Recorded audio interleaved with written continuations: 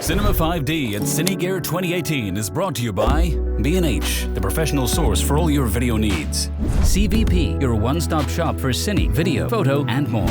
Sigma, the art in every lens. And Cartoni, supports your vision. Hi, this is Nino from Cinema 5D. We're here at CineGear 2018 with Sony, and this is John Landau, the producer of Avatar. Yep, and then here we are with a brand new camera system that Sony has created for us in adapting their incredible Venice camera, Cine Alta camera, into one with a separate optical block. And this is what enables us to actually do the 3D filming with the same flexibility and ergonomics that we could do a 2D movie years ago. Amazing. So you worked together with Sony on developing this version of the Venice, specifically for Avatar 2 and 3? Well, what we first did is we first determined what camera system we wanted to use. And we were so impressed by the high dynamic range, the level of black detail, the whites, how they maintain their detail, and the skin tones, we chose to go with the Venice camera. We then started working with the engineers and said, here's what we need as filmmakers in order to make a 3D movie for Avatar, which is a world you want people to get immersed into, and they've given us technology that allows us to do that. Amazing. So this is taking 3D to the next level.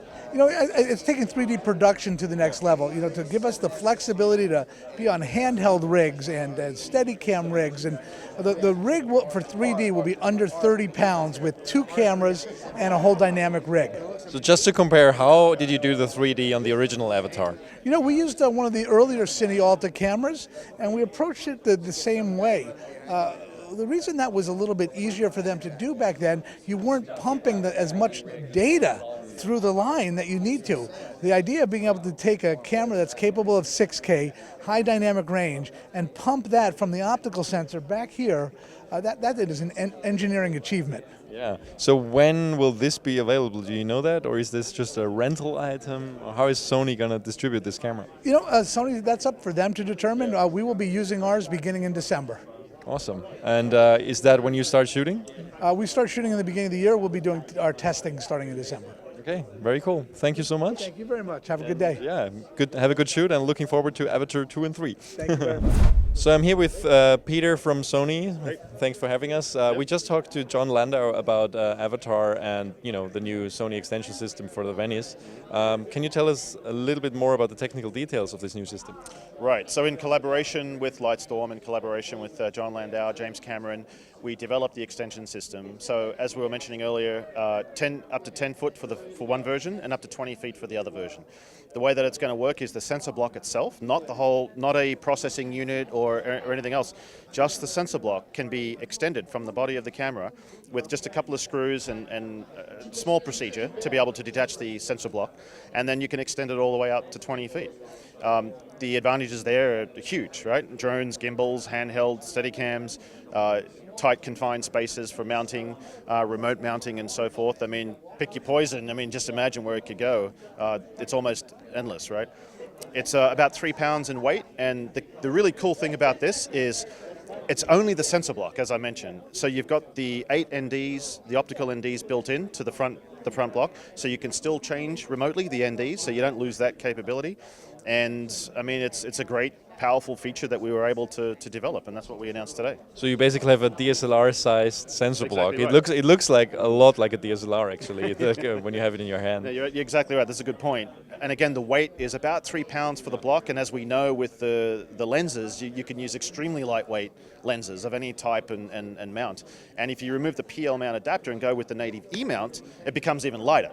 So it's a no-brainer, and people say, well, drones, what are you talking about drones? Well, you can still fly a drone up to 20 feet, get the shot that you need at that level of picture quality with this system, and change the NDs, and use a small drone. You don't have to be using a massive drone to put the entire camera system on to be able to achieve the same level of picture quality, right? You can use a much smaller drone, which has huge cost savings, which obviously speaking, right? So, but you can't fly very far, though. No. No, but in many cases, yeah, obviously. But in many cases where you need to achieve a 20-foot shot, right? Why not? Why not do it? So it's just another option, right? So it is working. The strategy right now is to demonstrate it as a concept, get feedback from the filmmakers here at the show, see where we need to go with it. Do we need to make refinements? Does the cabling need to be repositioned from the block? So on and so forth. So we're still soliciting feedback about the system. So it's in concept stage, but it's working. I mean, it's been developed. So. And this will be an alternate version of the Venice? No. You use your existing Venice camera with your existing sensor block, and you'll be able to extend out with the cabling. At least that's the plan right now. Okay, so you send it in for modification? No. You do it all yourself. Oh, interesting. It's very quick, it's very easy, very simple to do. That's the plan right now. That might change, but at least here at the show, we're demonstrating a self-driven mode of implementing it. It's just a block, a front plate you put onto the camera body.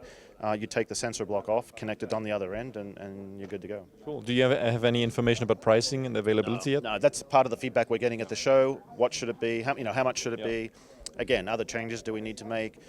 We want to collaborate with filmmakers, right? We want to make sure that it's properly designed, targeted, and so forth, that it does what people need it to do. So feedback is a big part of it here at Cinegear. Very cool. So obviously the world has been waiting for Avatar 2 and 3 for, what is it now, 10 years? And it's quite amazing to have the biggest franchise, the film franchise in the world, filming on a Sony camera. How do you feel about that? We are tremendously proud. We are tremendously excited about it. We had a lot of conversations in collaboration with Lightstorm, with James Cameron. He gave us a lot of feedback in developing the extension system for the Venice.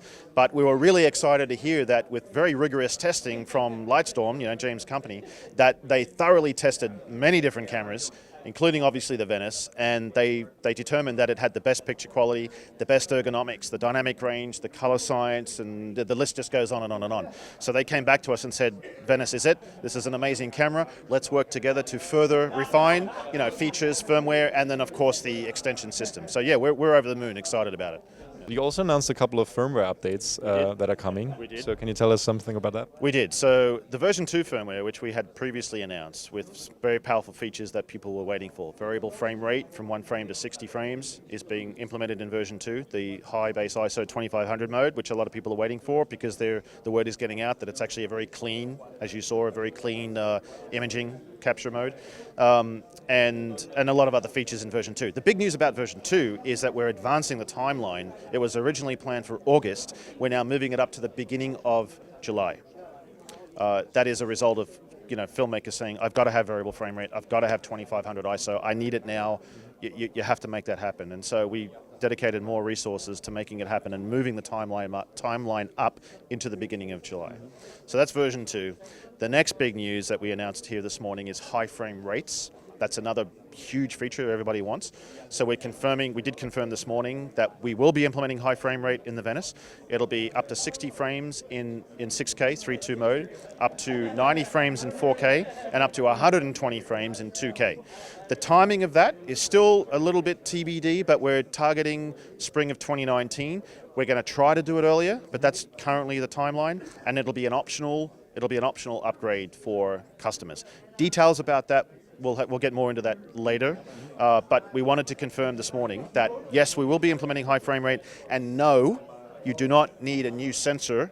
You do not need a new sensor block to implement high frame rates. That's something that we want to squash right here now with you guys, because there's rumors running around from, I'm not going to say who, that are saying that you have to have a new sensor for high frame rate. You do not.